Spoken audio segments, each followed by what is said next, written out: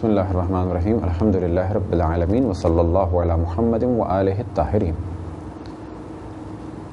پانچویں قسم ہے ان شکوک کی کہ جن کی جانب توجہ نہیں دینی چاہیے، وہ ہے امام اور ماموم کا شک۔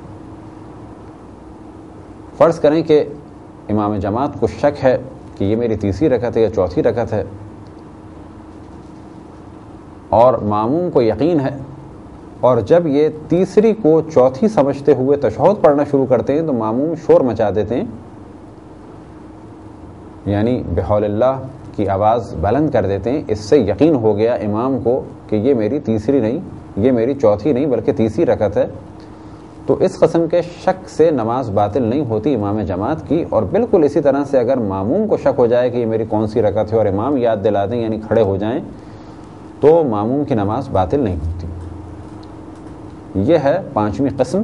خداوند تبارک و تعالیٰ سے دعا ہے کہ بحق محمد وآل محمد ہمیں اپنے رسول، اپنی حجتوں، خصوصاً امام زمان علیہ السلام کی معرفت اور اطاعت کی توفیق عطا فرمائے۔